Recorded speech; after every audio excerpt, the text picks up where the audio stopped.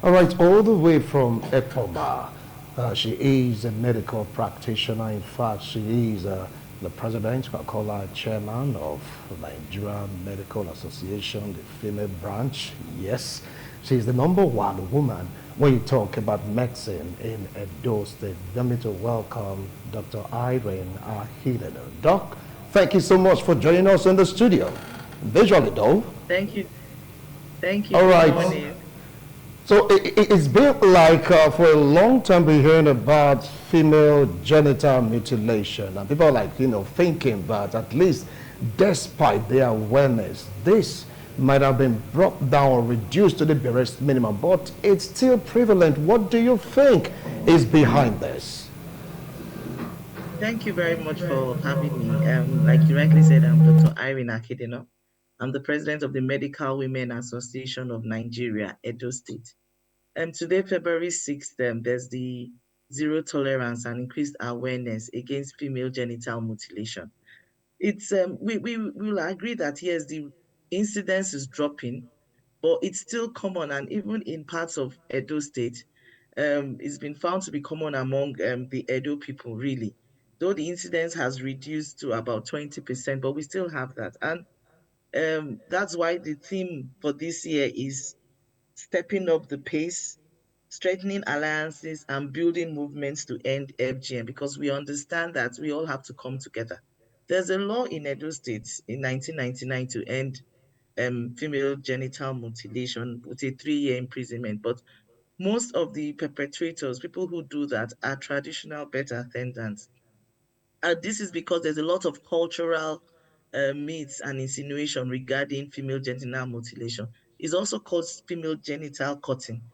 Now, there's the idea that, oh, it will prevent promiscuity, it will improve chastity and virginity, it's part of cultural identity, and there's even the myth that if during delivery the baby's head touches the clitoris, the external genitalia of the woman, the baby might die. So you see, there's a lot of cultural bias, which is what is really pushing that. But as M1, members of M1, we continue to advocate and increase the awareness, especially among traditional birth attendants, those midwives in the community that people trust, traditional leaders, because we know most people, most Edo people listen to what the traditional leaders tell them and the orthodox persons in their community. So we continue to advocate. We know there's a law there, but we continue to advocate. There are quite a few actually who have medicalized it and feel, oh, if they go to the hospital, then it reduces the risk of bleeding, infection, tetanus, you know. But we've also told our colleagues, no way, that isn't happening. Usually, sometimes they go to non-medical doctors. You know how it is. Everybody who works in the hospital is called a doctor. So you can have some paramedics in their communities referred to as doctors who want to carry out these procedures. So we continue to advocate because it has a long-term effect on the woman, um, adhesions, difficulty during delivery. She could have at risk of vesical vaginal fistula, and also the emotional aspect, psychological aspect, because these parts have been created by God for us. And it also affects sexual intercourse when these women, are older and they get married, and affects them psychologically because those parts have been mutilated. So those are part of the things you are involved in increasing the advocacy, talking about it. The good thing is we have social media has helped us.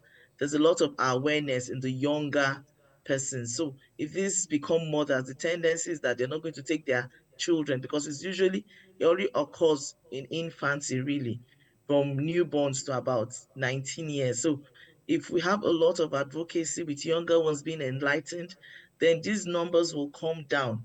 Even from what we have, about 19%, but we believe it can come much lower down and become something that shouldn't be an issue in this part of the country and the world. All right. Well, but right now, you said it shouldn't be an issue. It is an issue already. Now, what do you think is responsible for this? I've seen jingles, I've seen messages both on TV, heard over the radio, the social media. The message is so loud, but it's like the people are not receiving the message. What is responsible for this? Well, I think it's still a cultural thing because we realize that culture, we know we still have a lot of people still who hold on to their culture and tradition, which is good. But there are practices that violate human rights. These practices affect minors, and it's a fundamental human right against inhumane treatment. So, but we understand that there's a lot there. So, what do? We realize we have to go into the grassroots. Look at the the people with low socioeconomic status and those with low level of education, because they are the ones who still believe that these things are beneficial. So that is what we do as members of Medical Women. We're talking more to in the communities, the women leaders, the women in the market. The traditional leaders are very, very important because if they say, oh, this is no longer part of initiation into womanhood, oh, this is no longer necessary, this does not stop promiscuity, this does not prevent virginity, cutting the external female genitalia has no way in doing all these things. Once we have our traditional leaders standing up and making proclamations about this, then the reception usually is better among the women, because we've realized also that women who have had female genital mutilation of those who have had, tend to want their girl children to also have that. So we really need to go down to the grassroots. And we hope that the jingles and the messages will get to them and have a change in attitude. We're happy that the numbers are reducing, but we really want it to come to zero. What's the possibility of it coming down to zero? That's the next question. What's the possibility of that? We have to be optimistic, and I think that is it. Now, the good thing is, everybody, unlike before, now there's internet in almost everywhere we go to, no matter how rural it is. Even women who sell in the market, you can do transfer. They receive transfer. So, they can see all these things, and they have their children also talking to them. And like I say, we we respect our cultural authorities. And I think this is something, especially the Bini people do a lot. They respect, what their traditional leaders tell them, their priest tells them. And so these are persons who are very important in this advocacy. There's a law already, but who is going to report them if they go and meet the traditional vet attendant, the old woman who has been with them in the community? Nobody's going to report that woman that she's engaged in FGM, because she's respected in the community. A lot of women have had babies, delivered by her. But we understand that if these traditional leaders come in, we can't, they are really the forefront in stemming this. Then women leaders, market women leaders, also our opinion, they have a lot, they wield a lot of influence. And those are because we found out that religion doesn't has actually debunked it. So religious organizations have debunked and have stopped that. But we understand that culturally there's still we need to actually work on that aspect. All right. And I know a Well, lot of them listen finally, to before call it ITV a wrap radio. on this particular discussion segment, to join our other network center, still tell us the disadvantages, Doc, of a female genital mutilation. Thank you very much. The disadvantages and the effects even start from when the procedure is ongoing. Bleeding, it could get infected, child will have tetanus. There have been incidences reported. Child could have tetanus and die just because it's done under unhygienic conditions. Also, there could be cysts around the external genitalia, clitoridal cyst, adhesions. Sometimes there's narrowing of the external genitalia. So even if the woman even gets pregnant, there's difficulty in labor, which puts her at risk of having vesical vaginal fistula. Also, the process of sexual intercourse is meant to be pleasurable.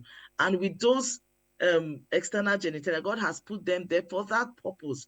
Now, as a result, women who have had that complain and have that disconnect with their spouses and their partners. So there's also the psychological component, which you cannot even begin to manage. So apart from the obstetric complications that happen or the neonatal complications that happen, the psychological complications that happen also are part of the disadvantages of FGM. I really want to appreciate you, but that just brings to mind the activities of some midwives. Some of you know that whenever Yes. you give birth to, like, a baby girl, they do it on their own. I mean, in hospitals. How far have you gone in enlightening these midwives to stop doing it? It happened in some hospitals. Be like, okay, Yes. fine, female, quickly, they just waste time, and they are through with it. Yes, thank you very much. When the advocacy started, talking about infection, so of course they moved from the traditional birth attendant if you to saying, oh, if I do it by a healthcare professional under clean conditions, then I can justify it. But we've said that is ethically wrong. It is morally wrong. It is against the law of the state. This law has been on since 1999. So they are meant to be prosecuted. So we continue to talk. And I think if anyone is caught, actually should face the full brunt of the law, because our first motto as the medic is do no harm. And that is causing harm. They're meant to enlighten those women on the negative aspects and the disadvantages of female genital cutting. All right, thank you so much, Dr. Irene Akidano. I really appreciate a wonderful analysis. Hope this time around it will go down the earners of time that we came on national TV to re-enlighten our people on the disadvantages of female genital mutilation. Thank you so much, Doc. Thank you so much for having me, and thank you for the good job you continue to do on TMI All and right. ITV.